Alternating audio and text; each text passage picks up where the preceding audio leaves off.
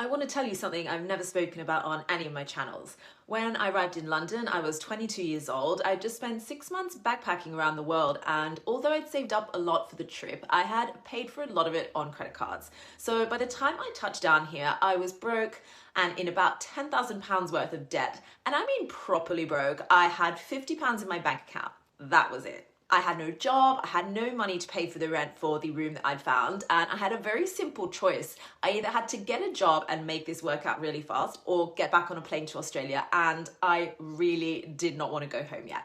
Within a week of arriving in London, I had 2 jobs. The first one was folding clothes at the Gap for £5.50 an hour, and the second one was bar work, paying even less at £4 an hour, and we do not have a tipping culture in the UK. So I was working 2 jobs, basically every hour that I wasn't sleeping, trying to just scrape together enough money to keep a roof over my head. I remember doing my first grocery shop and getting all my meals for the week for £10. Cereal for breakfast, rice and stir-fry vegetable packets that I literally remember dividing up to make all of my meals for the week. And then I got my first full-time job. It was a marketing job and it only paid 15k a year, which in London meant that I ended up juggling all 3 jobs just to get by. Any extra money I made went towards paying down the credit cards that I'd racked up. At first it was fine as I had no intention of staying in London, but the more months went by, the more I fell in love with it. I knew I needed another plan and something else that I needed to do with my life. One Thursday night, I was working a bar shift and a group came in. They were finance bros and they were spending more money in one night than I was earning in a whole month. This wasn't unusual for a place in Mayfair, but these guys were really flashing the cash. So I got talking to one of them and asked him what he did. Turns out he was a managing director at one of the big investment banks. We got into a long conversation about what that role actually involved, and to me it sounded like something I could do. Numbers and people management. Something really clicked for me in that moment. The penny dropped and I realized that the gap between where I was and where he wasn't luck, it was knowledge. And I decided the very next day that I wanted to be one of those finance bros. I wanted to work in banking too, but how? Who was going to hire a bartender with no qualifications? So I decided that my way in was to enroll in a finance degree, and I started that 6 months later. I spent 3 years studying full-time, working nights and weekends to pay my rent, and ended up getting a first-class degree.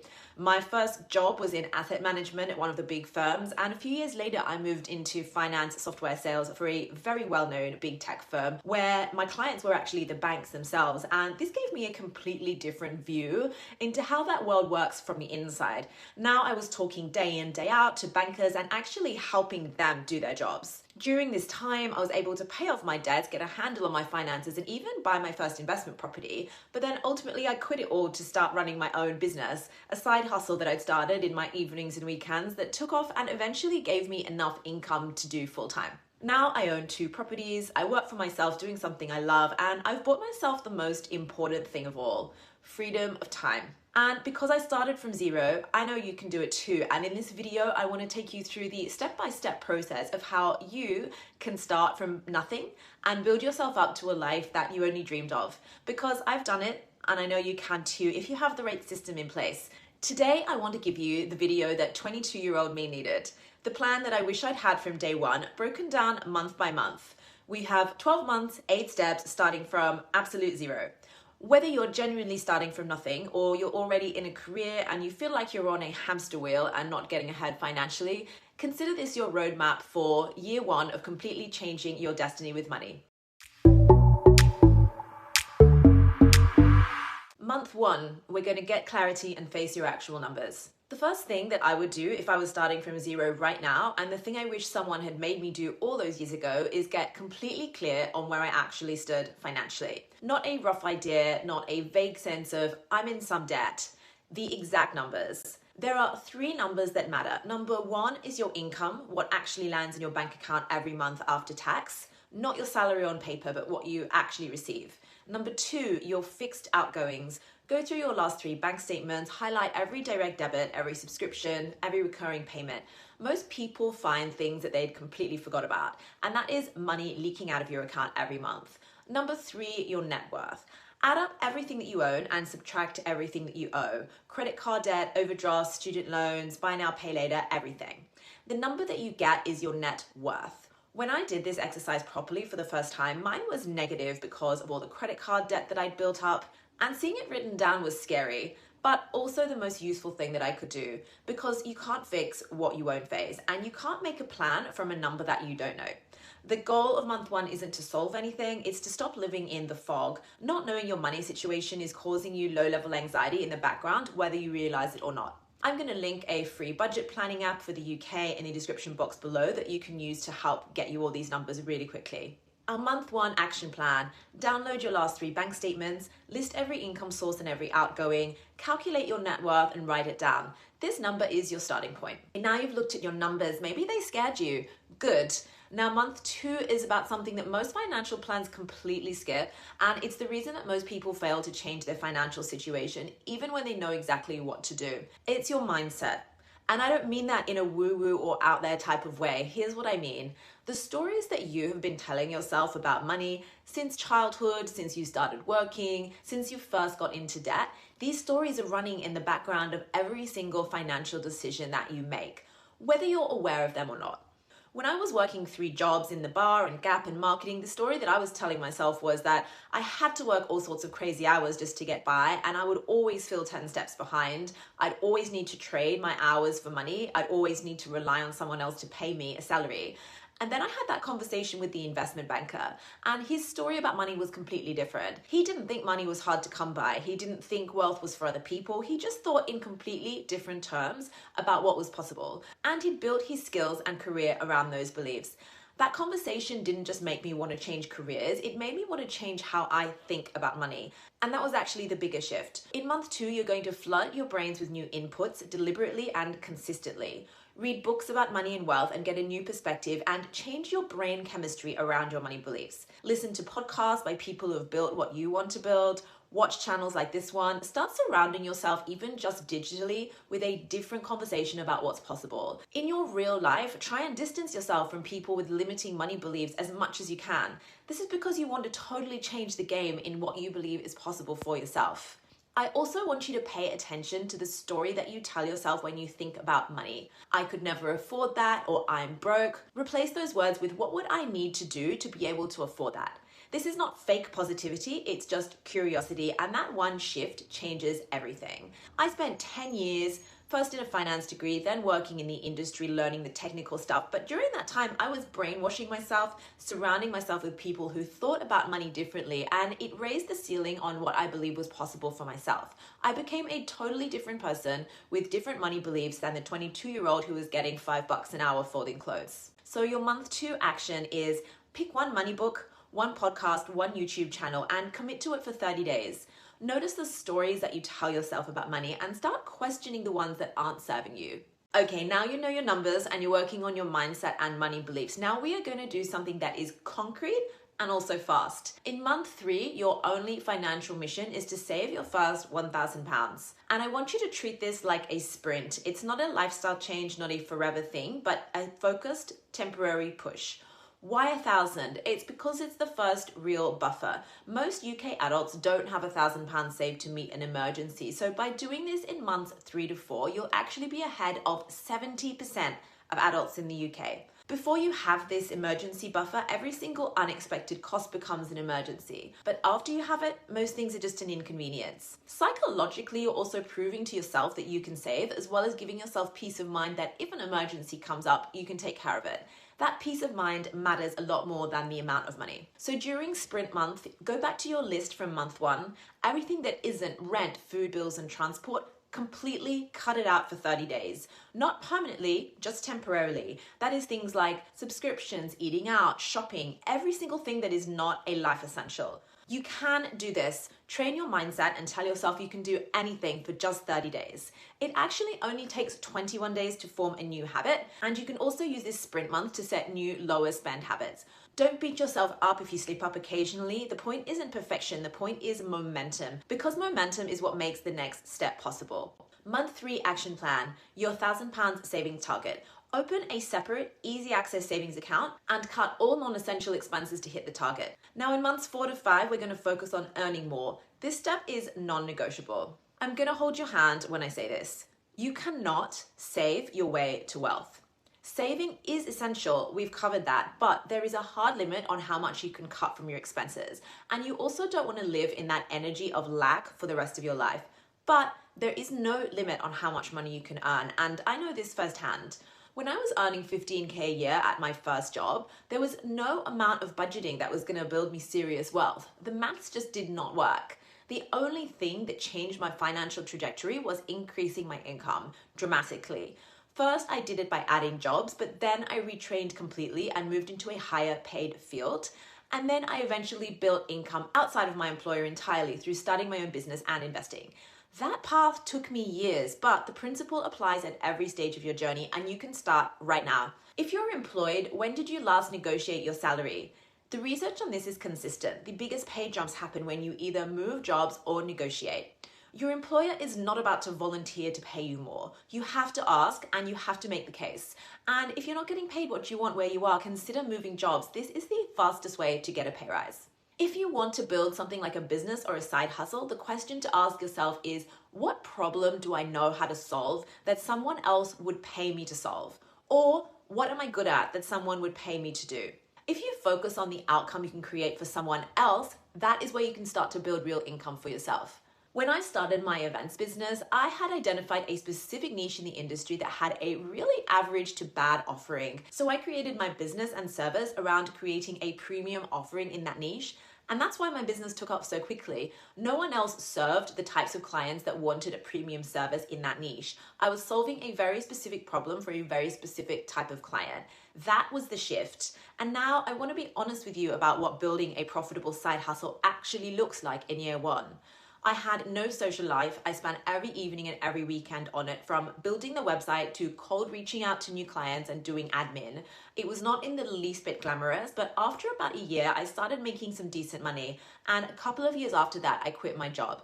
That's the trade-off. It's not about working multiple jobs forever. It's just for a season of your life until you've built the extra income. And the financial freedom on the other side of that season is worth it. So your months 4 to 5 action is research your market rate for your job on Glassdoor and LinkedIn. And if you're underpaid, prepare a case and ask for a pay rise. Identify one skill or service you could monetize. Take one concrete action, not a plan, an action. Now in months 6 to 8, we are going to build your 6-month fortress. By now, you'll have your emergency fund saved and your income is growing, or you have a real plan to grow it. Now we build what I call the fortress. This is 6 months of essential living expenses sitting in a high interest, easy access savings account. Not invested, not locked away, but accessible within 24 hours if you need it. Why 6 months? Because 6 months is roughly how long it takes to find a new job if you lose yours. It's the buffer that means you never have to take a bad opportunity out of desperation. It means you never have to stay in a job you hate because you can't afford to leave. It means never having to borrow money from family because something unexpected happened. This is what made it possible for me to quit my corporate job. Before I handed in my notice, I made sure I had a fortress or a financial buffer and a business that was already generating some income. I didn't just quit and hope for the best. I engineered my exit. And that fortress was a non-negotiable part of that. So how much is it? Take your essential monthly costs from month 1, that is your rent, bills, food, and transport, and multiply that by 6. That's your target. If you're employed, 3 to 6 months is the standard guidance. If you're self-employed or working towards leaving employment like I was, I'd say 6 to 9 months minimum. The more variable your income, the bigger a buffer that you're going to need. Yes, it feels like a lot. It is a lot, but every pound that you have in that account is a pound of options, a pound of freedom, a pound of, I don't have to say yes to this if I don't want to. That's not a metaphor, I've lived it, and I want that freedom for you too. Action plan for months 6 to 8 is to calculate your 6 months target. Open a dedicated high interest savings account. Check websites like USwitch or compare the market for the current rates. Automate a transfer on payday and don't touch that account. Months 8 to 10, invest in yourself, the highest return investment you're ever going to make. Most financial plans that you see on the internet go straight from emergency fund to stock market, and we'll get there in a moment, but there's a step between that almost nobody talks about, and it's the one that made the biggest difference in my life. And that step is to invest in yourself first. That £1,000 you saved in month 3, now you're going to invest that in yourself. Whether that is a course, upskilling, training, equipment, Anything that can allow you to charge more money. If you put that £1,000 straight into the stock market now, sure, you could make £80 to £100 in a year if the markets go well and you don't touch it, but investing in yourself, that can 10x or 100x your income over time. And that is going to get you rich a lot faster than money put into the stock market ever will. Here's what I mean. Your skills, your knowledge, your network, these are the real assets that generate your income. And income is the engine of everything else. Improve your skills or knowledge by 20% and your income increases. And that higher income compounds every year on top of a higher base for the rest of your life. I'm going to say it again, no stock market return can compete with investing in yourself when you start your financial journey.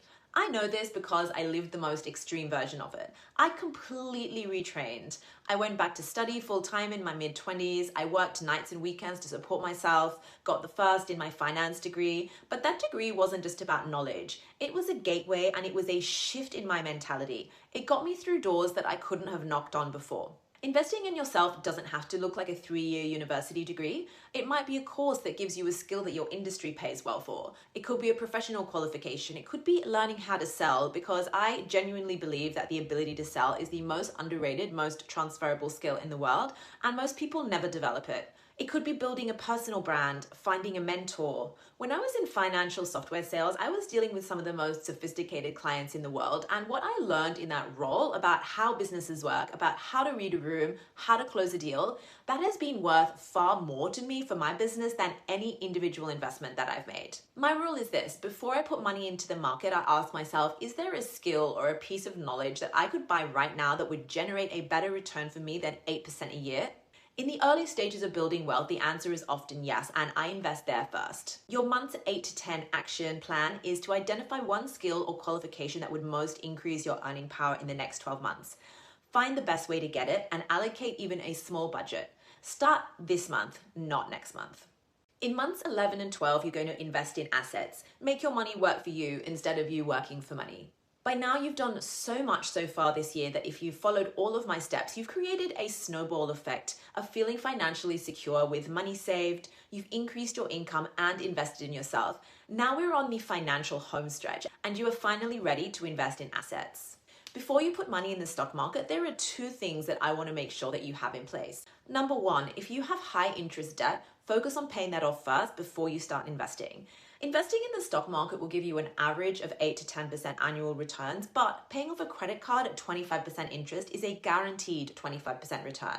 Nothing in the stock market is going to come close to that.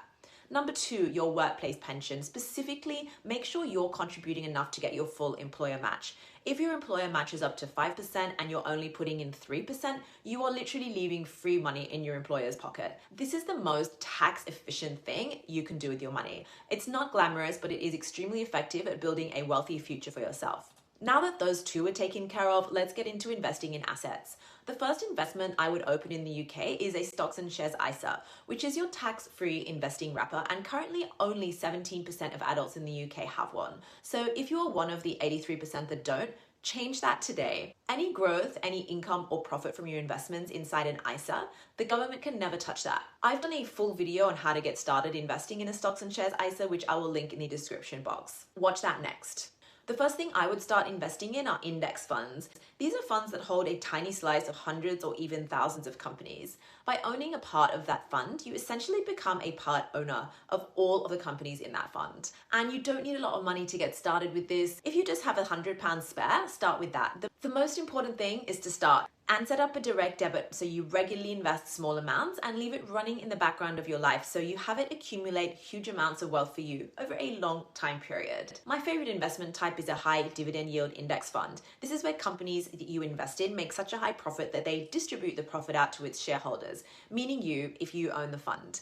Dividend income can be a huge source of wealth over time with higher amounts of money invested, meaning you can withdraw the money paid out in dividends without ever needing to touch the amount of money that you invested in the first place. It's really easy to find a high dividend yield fund if you have opened an ISA or an other type of investment account. They should all have versions of these available. Just invest regularly, set it and forget it, and let all that dividend income land in your account every quarter. Redirect all your extra income towards reinvesting, whether that's an extra £10 a month or £500 a month. That is going to snowball your returns over time and literally have you making money in your sleep. The next wealth building investment that I would look at if you have deposit money available at this stage is property.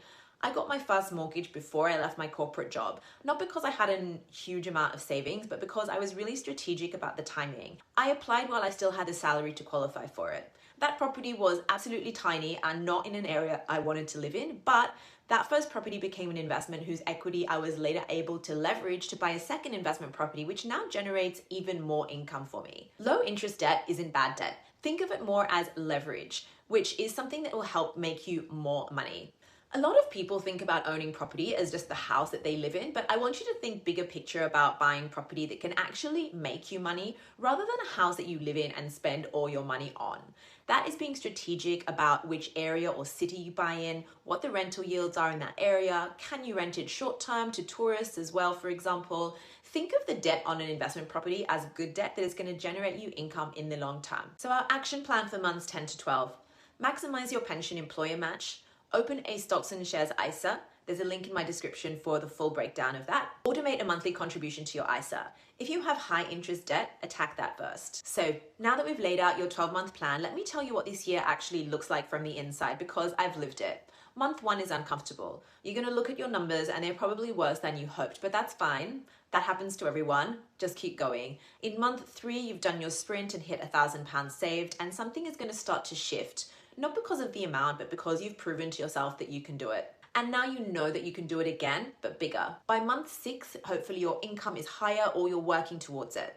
Your emergency fund is growing and you've started making financial decisions from a place of intention instead of just reaction. That feels different, really different. Now in month 12, you're not rich yet. I'm not going to tell you that you will be, but you're in a completely different place to where you started. You have a foundation now. You have money working for you, you have skills that keep compounding, and you have a plan that extends well beyond year 1. I arrived in London at 22 with £50, a pile of debt and no plan, but what followed was 15 years of figuring it out through the bar shifts and 3 jobs and a finance degree and city careers and a side hustle that I built on no sleep, and eventually financial freedom on my own terms. I didn't do it perfectly, I made mistakes, but I had direction. And direction, even if it's imperfect, even if it's slow, gets you to where you want to go. So now you have a plan. The only question is whether you're going to start.